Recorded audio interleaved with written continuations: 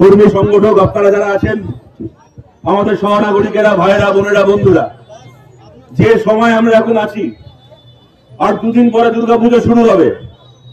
বাংলার, পশ্চিম বাংলার সবচেয়ে বড় উৎসব। সমস্ত মানুষের ঘরে ঘরে এই সময় আনন্দের বন্যা বয়ে যায়। আর এমন রাজ্যে আমরা বাস করছি, প্রত্যেক বছর এই উৎসবের সময় বাংলার কোনো না কোনো মেয়ের লাশ না দেখে আমাদের বাংলার উৎসব শুরু হয় না। গত বছর যখন দুর্গাপুজো হচ্ছিল, আরজি করের অভয় আর তিলোত্তমার লাশ দেখে আমরা দুর্গাপুজো করতে যাচ্ছিলাম।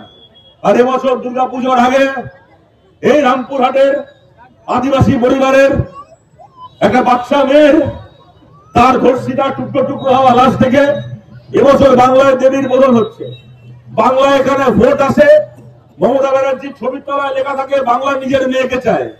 যখন ভোট আসে তখন মমতা ব্যানার্জি বাংলার নিজের মেয়ে হয়ে যান, বাংলার নিজের মেয়ের ছবি দেখিয়ে ভোট হয়।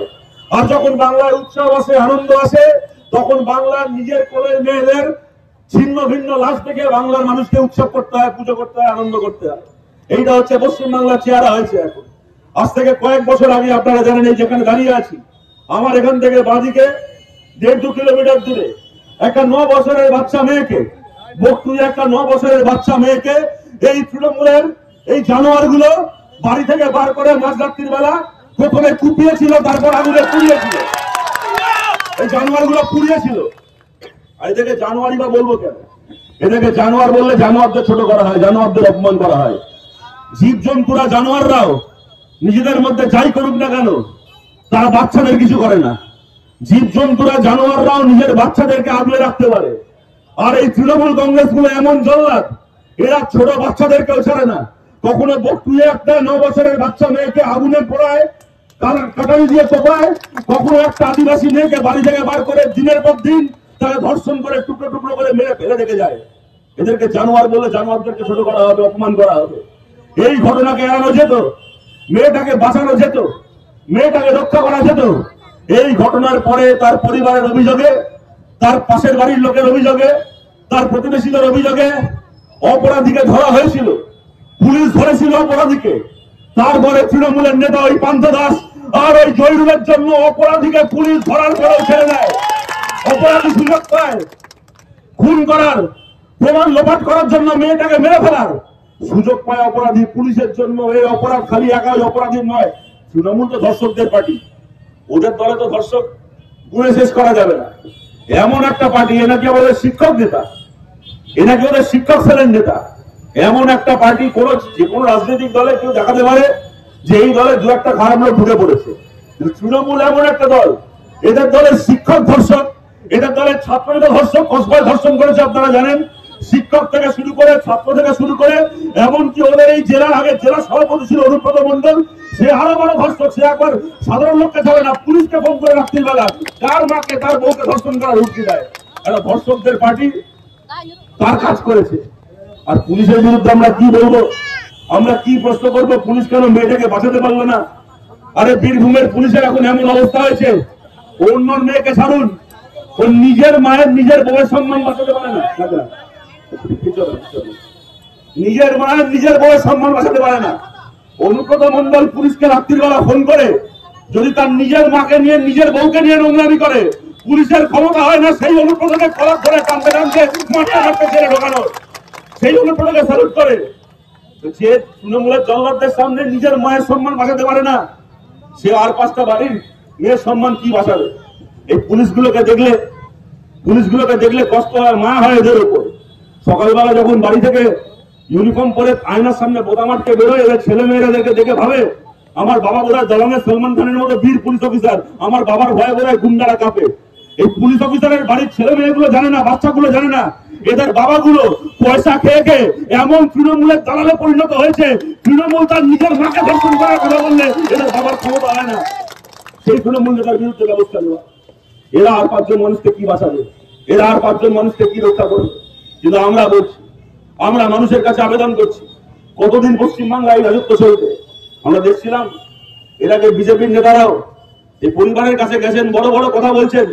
যদি আশপাশে কেউ থেকে থাকেন, কোন বিজেপির নেতা, কর্মী, সমর্থক থেকে থাকেন, তাকে জিজ্ঞাসা করছি, কোন বিজেপির সাধারণ সমর্থক আমাদের শত্রু নন, কোন তৃণমূলের সাধারণ সমর্থক আমাদের শত্রু নন। আমাদের লড়াই পয়সা খাওয়া, খুন করা, ধর্ষণ করা তৃণমূল নেতাগুলোর বিরুদ্ধে। আমাদের লড়াই দাঙ্গা করা বিজেপির নেতাগুলোর বিরুদ্ধে। কোন সাধারণ মানুষ আমাদের শত্রু নন। তাদেরকেও জিজ্ঞেস করছি, আচ্ছা বকটুয়ের এই ঘটনার পরে সিবিআই তদন্তের নির্দেশ দিল আদালত, সিবিআই তদন্ত হলো, কি হলো? ওই যে লালন শেখকে ধরা হলো, সিবিআই হেফাজতে তৃণমূলটাকে মেরে ফেলে ঘটনা চাপা দিয়ে দিল, মুখ বন্ধ করে দিল।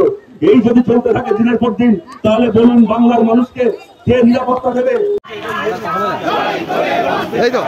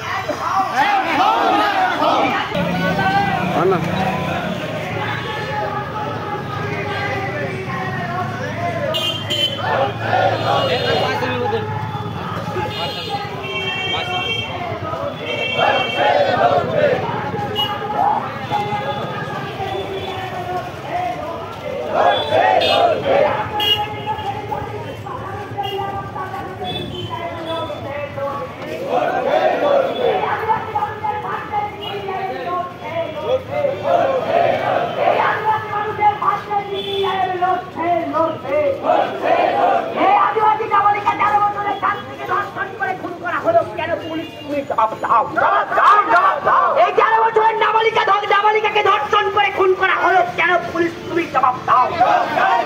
এই পুলিশ তোমায় দেখ দেখ দেখ পুলিশ তোমায় দেখ দেখ দেখ